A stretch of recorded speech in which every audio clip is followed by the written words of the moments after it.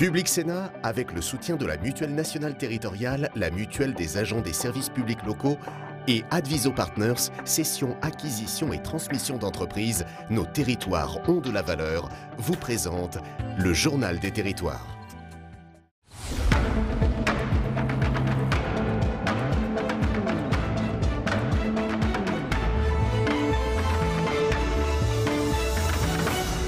Bonjour à tous et merci d'être présents aujourd'hui en ce lundi matin pour cette édition en 3 parties. Dans un instant, c'est le JT des territoires que je vais vous présenter. Il est réalisé avec le réseau Via Télévision et les télévisions locales de France et la presse quotidienne régionale.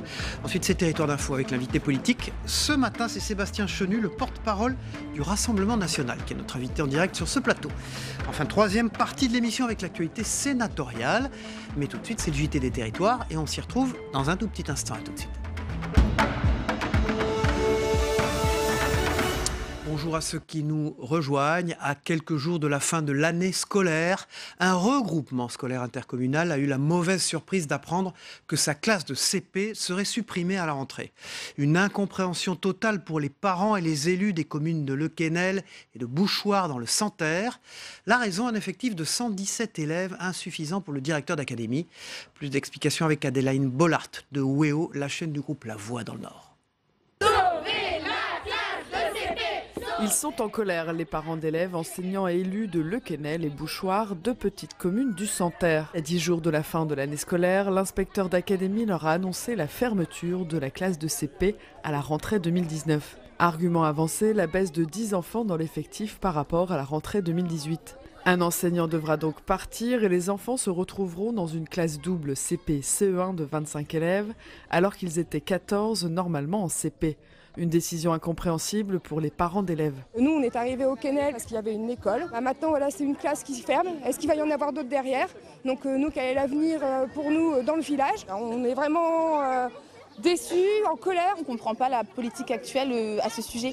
On nous fait des promesses de CP à petit effectif. Et dans les milieux ruraux comme le nôtre, on augmente à des classes de CP à 24. C'est une surprise générale pour tout le monde, une incompréhension et une inquiétude forcément pour nos enfants et pour l'avenir de l'école et de la scolarité de nos enfants. Du côté des élus, la pilule est également difficile à avaler. La baisse du nombre d'enfants de 129 à 117 ne serait que transitoire selon les projections des élus. La fermeture d'une classe sur les 6 que compte le RPI inquiète également pour l'avenir de l'école entière et du village de 800 âmes. Mon sentiment, c'est que ça va faire peur aux parents qui risquent évidemment de partir, de quitter le village, le milieu rural, alors que nous mettons tout en œuvre pour garder ces familles, pour qu'elles s'installent pérennement ici. Moi, je suis très en colère, je suis très irritée par la méthode. Nous n'avions pas eu d'alerte et d'inquiétude lors de l'élaboration de la carte scolaire qui s'est déroulée en février. Et la maire du Quesnel annonce aussi que si le directeur académique ne revient pas sur sa décision, les parents et élus bloqueront également l'école à la rentrée. Un rendez-vous est prévu ce lundi à 9h au rectorat. Voilà, des études c'est bien, mais avec du concret c'est mieux. Depuis la rentrée de septembre, les élèves de CM1 et CM2 d'une commune de Meurthe-et-Moselle entretiennent une correspondance avec un couple d'agriculteurs installés à quelques kilomètres. L'objectif, en apprendre plus sur le métier d'agriculteur, mais aussi sur les différentes céréales, vous allez le voir. Des échanges rendus possibles grâce à une application qui met à disposition des supports pédagogiques pour étudier l'agriculture dans différentes matières. Jean-François Ambroise pour Via Mirabel, notre partenaire sur place. Depuis le mois de septembre, cette classe de CM1, CM2 de Nomeny entretient une correspondance avec un couple d'agriculteurs installés dans une commune voisine. Des échanges rendus possibles avec la plateforme en ligne monchamp.fr. Régulièrement, élèves et agriculteurs échangent sur leurs travaux respectifs. Une fois, on a été visiter leur ferme. Depuis, on discute souvent avec eux. Ça nous permet de comprendre ce qu'ils font et eux de comprendre ce qu'on est en train de faire. Plus qu'une messagerie, cette plateforme met à disposition des supports pédagogiques pour étudier l'agriculture dans différentes matières. Ils découvrent un métier et puis ils peuvent se rendre compte qu'on peut faire des maths, du français en parlant d'autre chose que de prendre un livre et de prendre bêtement la page sur l'adjectif, la conjugaison, le présent, etc. Ça fait du travail, mais c'est un travail intéressant, ça motive les enfants. Le lendemain, les élèves commencent leur journée par une balade à vélo, direction la ferme de Christelle et Christophe, installée à Lixières. Après une première visite de l'exploitation en décembre dernier, les élèves reviennent à nouveau. Une dernière rencontre pour clôturer ce projet fil rouge et en apprendre plus sur les céréales. Alors les enfants, Le colza. et le colza, ça sert à quoi? À faire de l'huile. Ouais. Pour l'instant, les petits grains sont tout verts. Mais après, ils vont devenir noirs. C'est super pour nous de pouvoir parler de notre métier, c'est vraiment très intéressant. Et puis on s'aperçoit aussi que malgré que c'est des enfants de la campagne, ils ne savent pas grand-chose sur la vie d'une ferme, sur l'agriculture. Donc c'est comme ça qu'on a démarré et on essayait d'échanger une fois par semaine avec la maîtresse. On leur envoyait un petit message, ils nous posaient des questions. On a parlé de l'eau, de la consommation d'une vache, elle a pu faire de la biologie, elle a pu faire des jeux, de l'histoire. Donc en fait, on s'aperçoit qu'au travers de l'agriculture, on peut apprendre différemment plein de choses du programme scolaire en fait. Cette correspondance se termine aujourd'hui au milieu des champs que les élèves de CM1 et CM2 ont suivis durant toute l'année. Un jumelage ludique qui permet d'aborder toutes les facettes de l'agriculture. L'industrie recrute, et oui, de nombreuses entreprises peinent à trouver de la main-d'œuvre qualifiée pour de la soudure ou du polissage. Encore et toujours, c'est l'image que les jeunes se font de ces métiers qui est en cause. Ils sont pourtant nécessaires et nécessitent un vrai savoir-faire. Vous allez le voir, c'est le cas par exemple à Quimper, dans l'entreprise Capic qui fabrique du matériel professionnel pour la grande cuisine. Un reportage de Tara Lagoutte pour TBO, la chaîne du groupe Le Télégramme en Bretagne. Regardez. Du matériel de cuisine haut de gamme pour les professionnels, c'est le credo de Capic, société bretonne créée en 1955. Ses friteuses et fourneaux s'exportent dans plus de 60 pays. Pourtant, l'entreprise peine à trouver une main-d'œuvre qualifiée en soudure, polissage et électromécanique. Quand on a des commandes, l'idée c'est de les produire avec un certain délai. Et lorsqu'il manque des personnes à certains postes, forcément ça peut fausser les délais, ça peut fausser les livraisons. Les clients ne sont pas contents. Maintenant, en termes de délai, on est obligé de donner des délais de septembre voire octobre sur certains produits. L'entreprise compte environ 165 salariés, dont une trentaine pour l'atelier polissage et soudure. Ces profils sont les plus recherchés dans l'industrie. Ici, il en faudrait une dizaine de plus en comptant les électromécaniciens. Quelques candidats se présentent, mais très peu sont formés. Ça se traduit par des temps de formation compliqués, puisque du coup on recrute des gens pas forcément formés ou pas forcément expérimentés. Du coup ça implique beaucoup d'énergie pour réussir justement à former ces gens et après pouvoir les garder. Un métier encore mal vu, pourtant les conditions sont loin d'être comme l'usine telle qu'on se la représente. L'entreprise a justement misé sur le confort de ses employés, par exemple pour les soudeurs, qui disposent chacun d'un box individuel où travailler. Les conditions sont bien ici. On est tout seul dans le box, on est tranquille, on n'entend pas beaucoup, on n'a pas beaucoup de bruit, on n'entend pas beaucoup de marteaux. En moyenne, 8000 appareils de cuisine sortent des ateliers Capic chaque année, un nombre qui pourrait augmenter une fois la dizaine de postes pourvus. Dans la transition énergétique, vous me donnerez l'Occitanie. D'ici une trentaine d'années, l'Occitanie pourrait être la première région à énergie positive d'Europe. Et pour mener ces projets, elle a misé sur des projets d'éoliennes flottantes. Vous allez le voir avec ces explications d'Alexis Kunz pour Via Occitanie, justement, notre chaîne partenaire sur place. D'ici une trentaine d'années, l'Occitanie ambitionne d'être la première région à énergie positive d'Europe. Comme fer de lance, la région s'appuie sur des projets d'éoliennes flottantes. 2 seront installés du côté de Barcarès-le-Cat et 2 autres verront le jour au large de Gruissan et Port-la-Nouvelle. Il y a déjà un terreau sur l'éolien posé en Occitanie, qui est donc une région très propice au développement de l'éolien. Et donc il y a aussi des savoir-faire qu'il faut capitaliser et structurer une filière autour de cet éolien flottant est un enjeu de développement économique, de recherche de développement, de formation et bien sûr d'emploi. Ici à Port-la-Nouvelle, des travaux qui vont permettre la construction des flotteurs vont débuter en septembre prochain. Le quai démarrera d'à peu près de ce secteur-ci et il va aller jusque vers la digue qui est là-bas en face. Voilà, donc il va faire 250 mètres de long. Pour le moment, les méthodes de construction des flotteurs sont encore à l'étude. Une ferme éolienne pilote permet de répondre aux besoins en électricité d'une ville comme Narbonne. Les 4 éoliennes devraient être exploitables à partir de 2021. Voilà, on part pour la Martinique. 2 jours de forum axé autour du logement vient de s'achever à Fort-de-France. C'est la 17e édition du forum Déclic qui a attiré encore une fois de nombreux futurs bacheliers, étudiants ou jeunes travailleurs à la recherche d'un logement. Un rendez-vous incontournable pour beaucoup, car trouver de quoi se loger et étant jeune sur place, c'est parfois s'avérer être un parcours vraiment du combattant. Sandrine Claude Pourvia, ATV Martinique, s'est rendue sur ce forum. Regardez. Tous deux étudiants, Andrea et Olivier, sont à la recherche de leur tout premier logement commun. C'est un peu difficile, à part si on connaît quelqu'un et tout, donc là on va pouvoir être aidé, mais après quand on entend des démarches seules, c'est assez difficile. Outre les classiques petites annonces, il y a aussi le speed dating. Une formule sur laquelle le jeune couple mise, car c'est l'occasion d'approcher les bailleurs sociaux, habituellement contactés via le net. Et le loyer s'élèverait à 437 € pour une fois. On peut vraiment communiquer, on peut poser des questions, on peut avoir des renseignements qu'on ne trouve pas, par exemple sur Internet ou sur les différents sites. Et là, on est vraiment, on va dire, orienté sur les différents organismes sur lesquels on peut aller et tout. Le Forum des clics, un moyen d'instaurer une vraie relation de confiance entre propriétaires et locataires. Pour les jeunes, c'est l'opportunité rêvée de trouver son logement bien avant la rentrée. C'est un peu difficile de trouver des choses pas chères, surtout quand on est jeune, surtout quand on est étudiant. Donc on a peut-être un travail, mais on touche pas genre le SMIC. Les propriétaires sont venus parce qu'ils savent qu'on est des étudiants, donc c'est déjà un plus pour nous, parce que sans quoi il aurait fallu un contrat de travail et tout. Et donc voilà, donc c'est déjà ça. Et puis ils sont assez ouverts avec les jeunes, parce que bon, ils sont un peu réticents la plupart du temps, les propriétaires. Donc voilà, c'est plutôt un avantage. En ce qui concerne le jeune, donc les avantages de passer par le CLAJ, c'est qu'on parle du projet logement avec lui.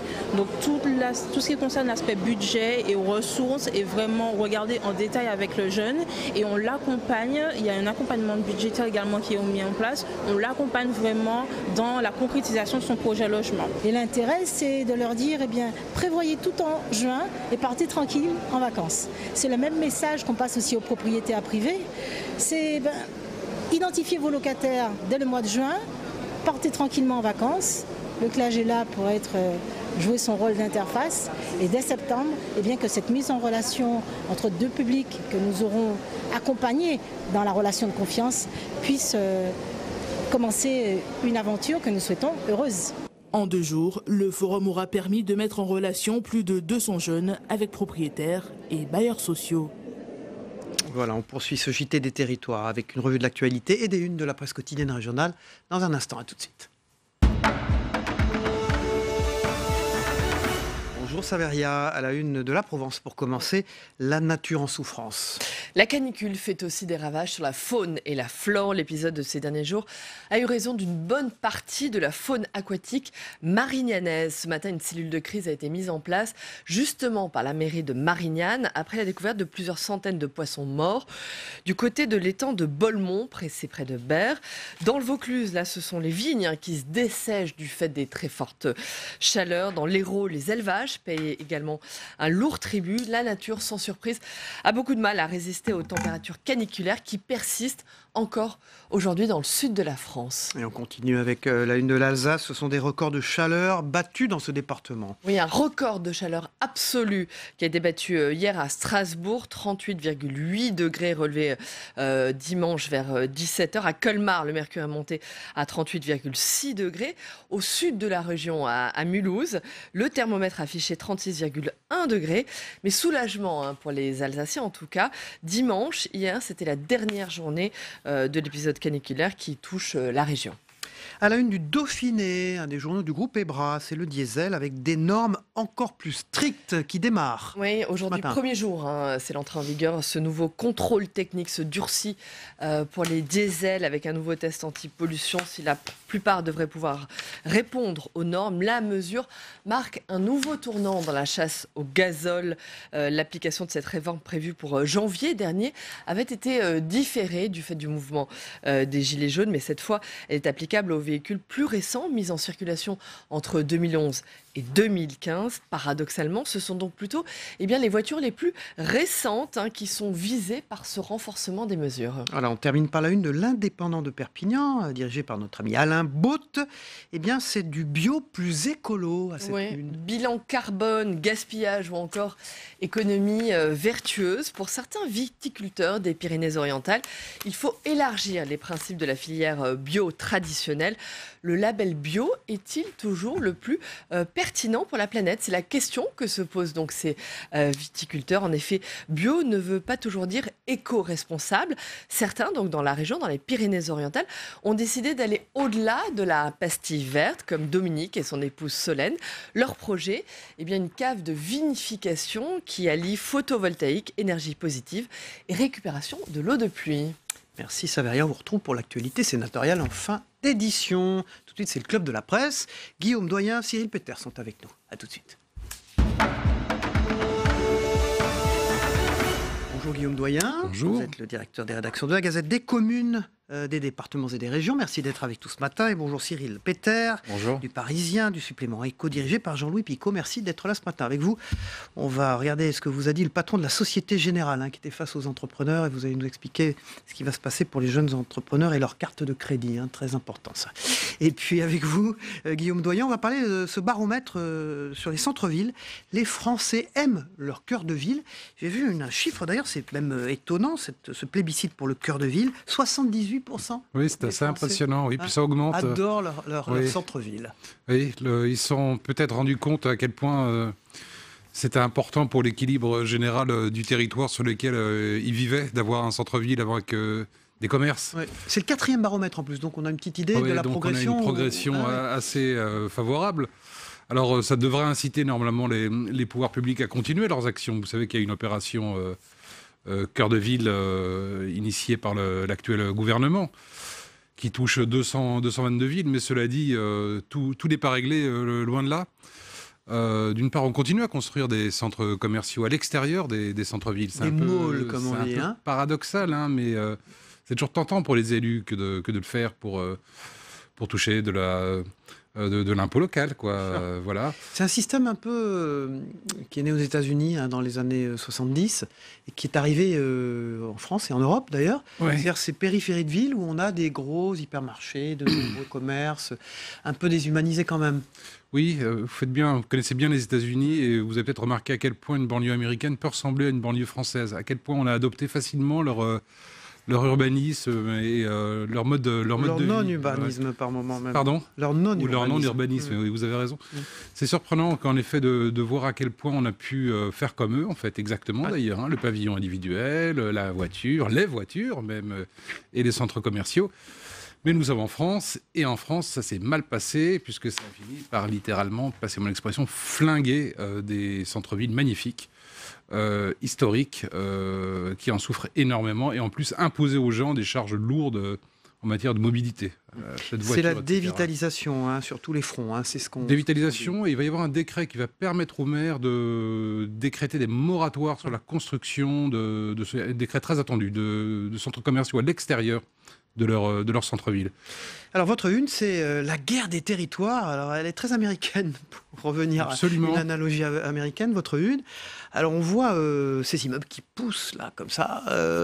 Souvent d'ailleurs, reprenons la métaphore, très américanisés. Mais en fait, vous revenez aux États-Unis, puis vous avez bien raison, parce qu'entre villes françaises, il y a une compétence terrible pour attirer les entreprises, pour bâtir de l'immobilier de bureaux.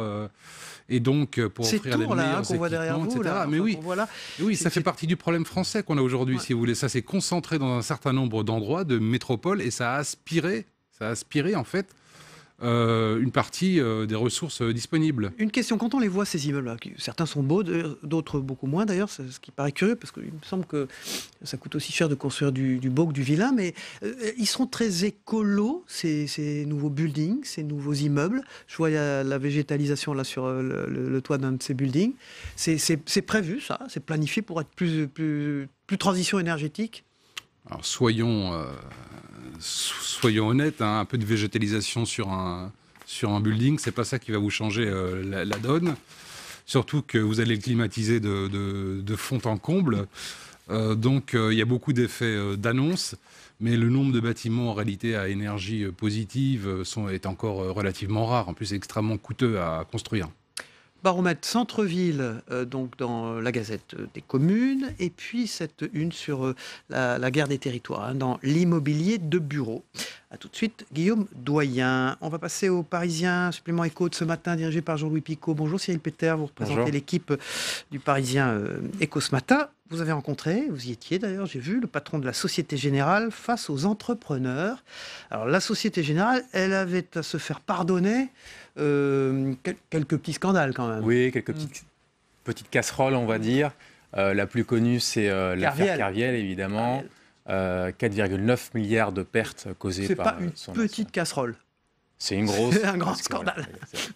Et d'ailleurs, l'épisode l'a profondément marqué. Oui. Ce patron, il en parle personnellement. Anecdote, c'est que l'un de ses fils est né un jour avant l'annonce de la perte. Donc pour lui, ça a été l'ascenseur émotionnel. Donc évidemment, oui, il a été question lors de ce rendez-vous, c'est un rendez-vous mensuel dont le but est de mettre autour de la table un grand patron avec des plus petits chefs d'entreprise. Là, vraiment... Tout ça s'est déroulé au siège du groupe à La Défense. Hein. Exactement. C'est cet immeuble... Oui, il y a un quartier... un quartier Société Générale, exactement, on peut dire, avec plusieurs tours, exactement. Ce qui montre la puissance de cette banque quand même, hein, il faut rappeler. Oui, bah ça reste l'un des groupes bancaires les plus importants de France, d'Europe. Du monde. Présent dans 76 pays, 148 000 collaborateurs. Certes, leurs effectifs baissent d'environ 1% par an, mais ça c'est la tendance générale dans les banques, mais ils continuent de recruter, d'innover, de se diversifier, parce qu'aujourd'hui le but pour eux c'est de retrouver une rentabilité. Alors Frédéric Oudéa, c'est son nom, hein, c'est le directeur général de la Société Générale. Il dit que les particuliers au fond, et il le reconnaît, ça m'a d'ailleurs beaucoup surpris dans cette interview que vous avez menée, peuvent se passer de banquiers, mais pas les entreprises. Mais il dit les particuliers, au fond, j'imagine il fait allusion à la banque en ligne. Exactement. Ben, enfin, ça y est, un grand patron de banque acte que des particuliers. Et au fond, on a l'impression que ce n'est pas une clientèle qui les intéresse beaucoup. Non mais là, il prend l'exemple de Boursorama, qui compte maintenant 1,8 million de clients. Boursorama appartient à la Société Générale. Hein. Et donc, en fait, Société Générale a senti cette bascule, on va dire, il y a plusieurs années, et donc a joué sur les deux tableaux. La banque traditionnelle, historique, avec les agences, qui coûte cher, en fait, concrètement, aux clients, parce qu'il faut payer les conseillers qui sont en agence, et puis la banque 100% numérique, sans agence, qui forcément propose des prix plus compétitifs, parce qu'il n'y a pas besoin de conseillers. Là, il faut compter sur les clients, qui doivent être plus autonomes, qui doivent se contenter de consulter tout simplement des questions-réponses sur le site internet, une application mobile, ou bien de temps en temps téléphoner pour avoir un téléconseiller. Il dit d'ailleurs que les 3/4 des salariés des agences en France vont changer de job. Là, c'est l'autre grand défi du secteur bancaire, notamment de la Société Générale. C'est en fait, faut vraiment former ces gens-là. Il y a aussi une grande politique de mobilité interne. Comment ces conseillers, demain, dans un monde plus digital, vont travailler. Donc, comme on le voit en ville et en zone rurale, de plus en plus d'agences ferment. Du coup, ça fait moins de postes, concrètement, on va dire, de postes humains de contact. Donc, ça peut aussi devenir un métier plus dans des secteurs vers lesquels il se dirige, comme l'assurance ou la mobilité. Alors, Guillaume Doyen, il reconnaît, hein, ce directeur général de la Société Générale, donc Frédéric Oudéa, que la banque est tombée de son piédestal, mais tente de remonter petit à petit. Il parle aussi de la cote de popularité des banques. Tomber de ce piédestal pour les raisons que vous venez d'évoquer. Tomber de son piédestal et aussi, mais qui utilise encore aujourd'hui une agence bancaire qui rentre encore dans les agences bancaires. C'est une population âgée qui rentre dans les agences bancaires. Hein. Il faut au moins avoir 50 ou 60 ans pour y aller encore. Les jeunes, c'est fini. Ils fonctionnent par appli, ils se font des transferts. Il faut dire que les horaires sont devenus compliqués.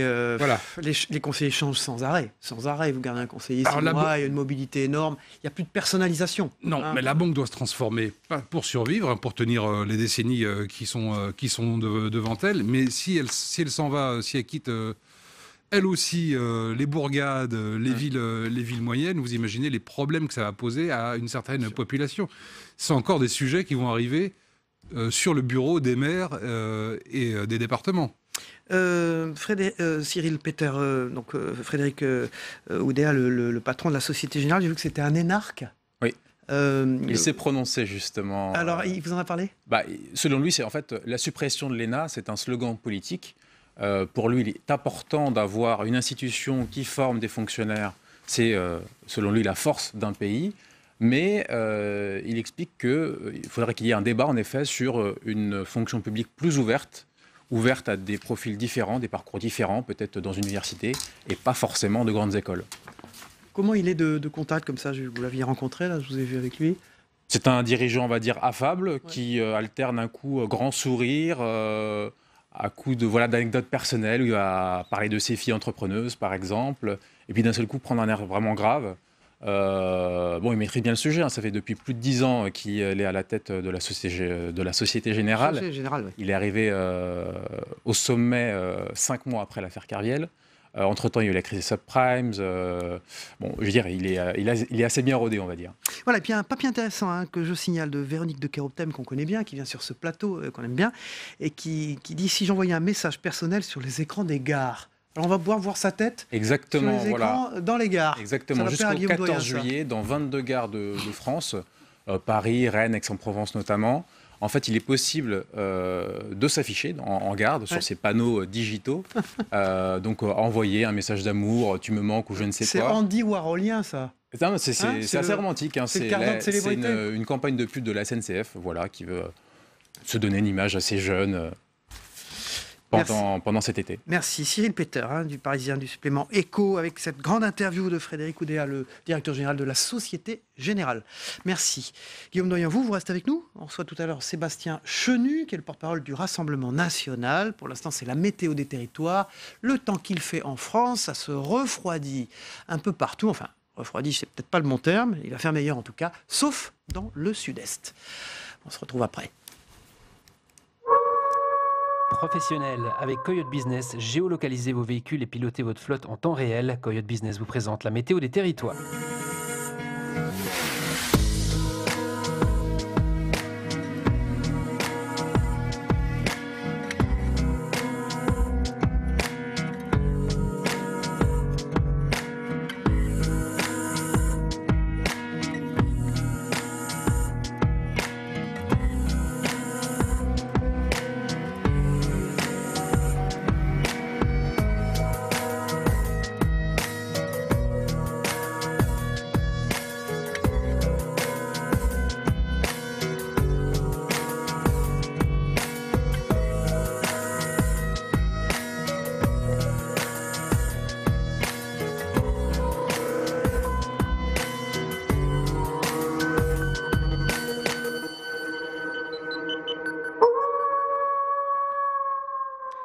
Coyote Business vous a présenté la météo des territoires.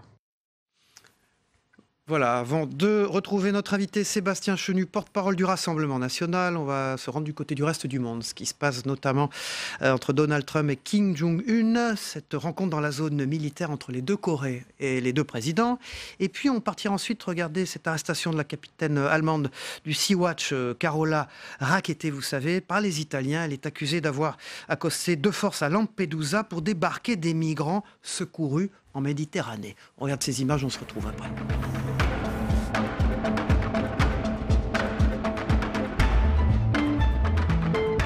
Public Sénat, avec le soutien de la Mutuelle nationale territoriale, la Mutuelle des agents des services publics locaux et Adviso Partners, cession, acquisition et transmission d'entreprises, nos territoires ont de la valeur, vous ont présenté le Journal des territoires.